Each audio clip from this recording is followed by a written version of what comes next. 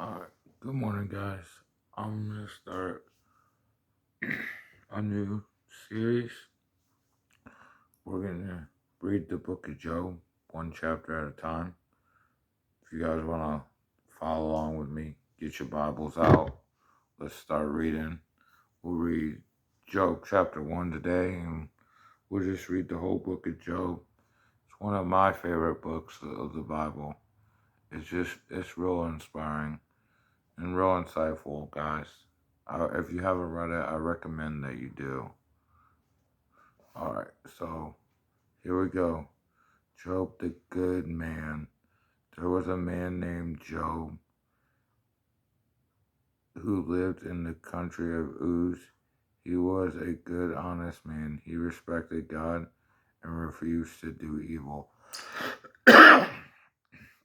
Job had 7 sons and 3 daughters. He owned 7,000 sheep, 3,000 camels, 1,000 oxen, and 500 female donkeys. He had many servants. He was the richest man in the East. Job's son took turns having dinner parties in their homes, and they invited their sisters. The day after each of these parties, Job got up early in the morning, sent for his children, and offered a burnt offering for each of them. He thought maybe my children were careless and sinning against God at their party. Job always did this so that his children would be forgiven of their sins. Then the day came for the angels to meet with the Lord. Even Satan was there with them. The Lord said to Satan, "Where have you been?" Satan answered, "The Lord I have been," or Satan answered the Lord, "I have been roaming around the earth, going from place to place." Then the Lord said to Satan, "Have you noticed my servant Job? There is no one on earth like him.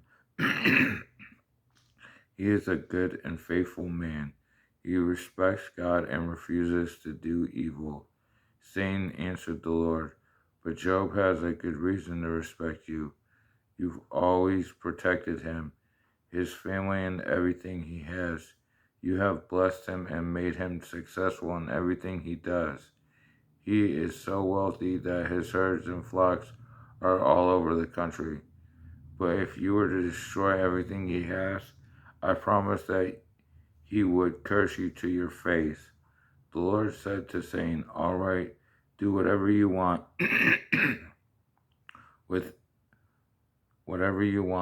anything that he has, but don't hurt Job himself." Then Satan left the meeting. Job loses everything. One day, Job's sons and daughters were eating and drinking wine at the oldest brother's house.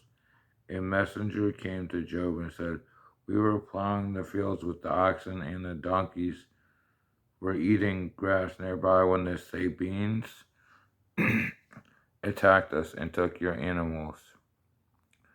They killed the other servants. I am the only one who escaped to come and tell you the news." That the messenger was still speaking when another one came in and said, "A bolt of lightning struck your sheep and servants and burned them up. I am the only one who escaped to come and tell you the news." That messenger was still speaking when another one came in and said, "The Chaldeans sent out 3 riding parties that attacked us and took the camels. They killed the other servants. I am the only one who escaped to come and tell you the news." That messenger was still speaking when another one came in and said, "Your sons and daughters were eating and drinking wine at the oldest brother's house. A strong wind suddenly came in from across the desert and blew the house down. It fell on your sons and your daughters, and they are all dead. I am the only one who escaped to come and tell you the news." When Job heard this, he got up, tore his clothes, and shaved his head to show his sadness. Then he fell to the ground to bow down before God and said, When I was born into this world, I was naked and had nothing. And when I die and leave this world, I will be naked and have nothing. The Lord gives and the Lord takes away. Praise the name of the Lord. Even after this, Job did not sin.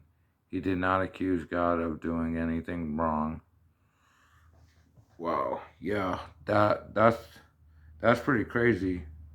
I forgot chapter 1 started off that crazy. I didn't think it would start off that fast, but yeah. So that's Job, guys. We're gonna read the whole book of Job, one chapter at a time. But like I said, if you haven't read Job, come back and read it with me. It's worth the read. I mean, I know a lot of people, and back in the past, I mean, the littlest thing would go wrong, and I would blame God, and why is this? Why is that, God? Why me? Why this? Why that? But we have to try and remember, it may just be the Lord trying to show how faithful we are.